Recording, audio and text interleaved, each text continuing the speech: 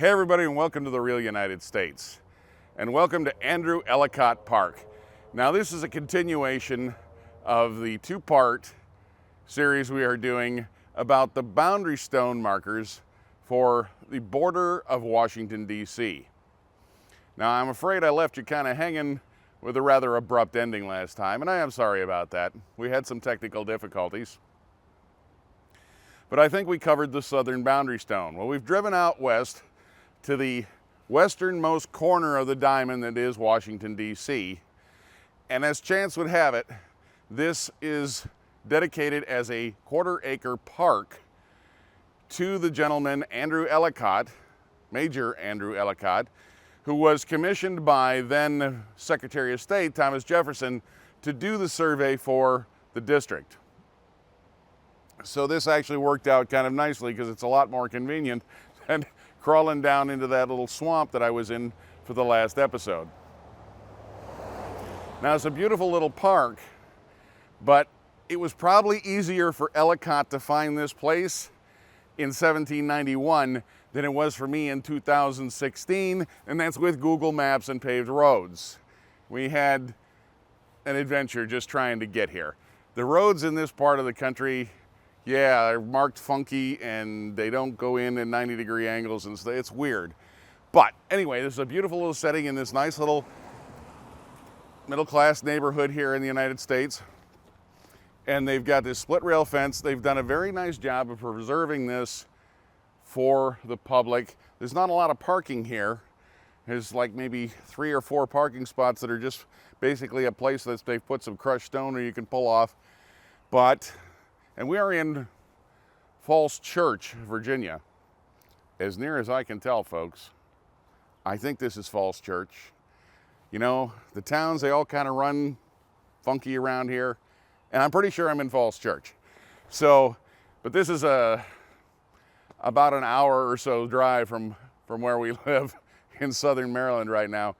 So, hey, I don't know. I'm pretty sure it's Falls Church. Anyway, we're going to go in. I'm going to show you the western boundary stone and tell you a little bit about not only the boundary stone, but of course, the whole setting here. So let's go ahead and take a walk in.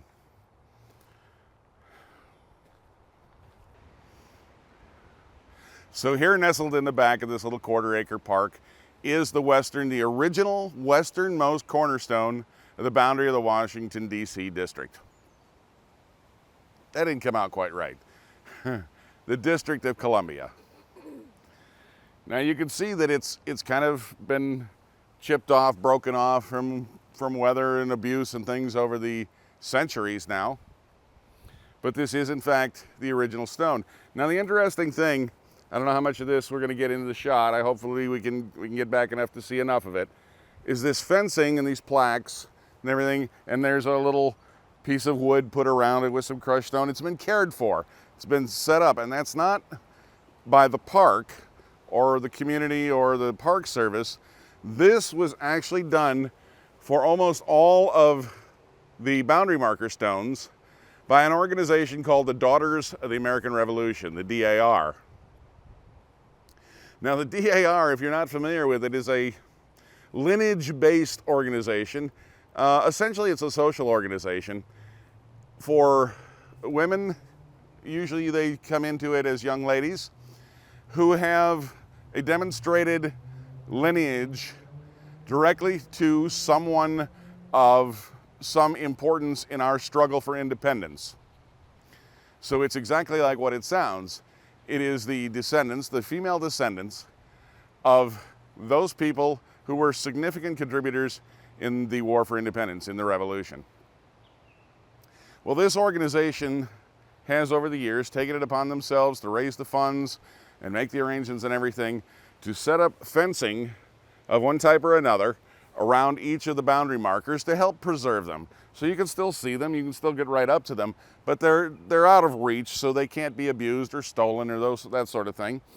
And they come in here on a regular basis and they tend this area, plant some flowers, whatever, and it varies from area to area, because again, there's about 36 of these stones spread over a 40-mile perimeter. So different groups of women will come in and take care of these things in different ways. So some of these stones will have shorter fences or an entire cage. But these are all oversaw, funded by, and taken care of by the Daughters of the American Revolution. So it's a good organization. They do a lot of things related to preservation of history and historical items. So in case you were wondering why this was all fenced off like this, now you know. Now the cornerstone, I'm going to show you some footage that I shot here when we first arrived. And this is the far side of the cornerstone. And it is a cornerstone since it is on the corner. It's a boundary stone, but in this case it's a cornerstone. It shows that it's from 1791. And although much of the verbiage has been busted off, you can still see the date on there. Now if we come back around here, you can see on this side of the stone where it appears to say either JU1 or JUL. I don't know if that's July 1st or just July, but it's another designator on the other side of the stone. And you can see that at the time, the face of this was quite neatly cut and polished. I mean, it's chipped and scarred now, but the face you can see was very neatly cut.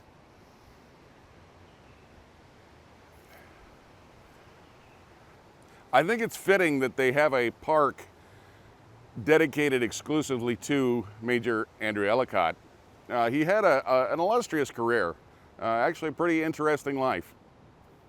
He was, amongst many things, also a teacher, mentor to Meriwether Lewis, who was one of the, obviously, namesake members of the Lewis and Clark expedition to the Pacific Northwest in the very formative years of our country. Now, Lewis actually lived at Ellicott's house for a while as he was learning survey techniques and documentation techniques from Ellicott, and apparently they got on quite well and became friends. So Ellicott not only personally played an important role in American history, but then taught others who went on to also play very significant roles in the early development of the United States.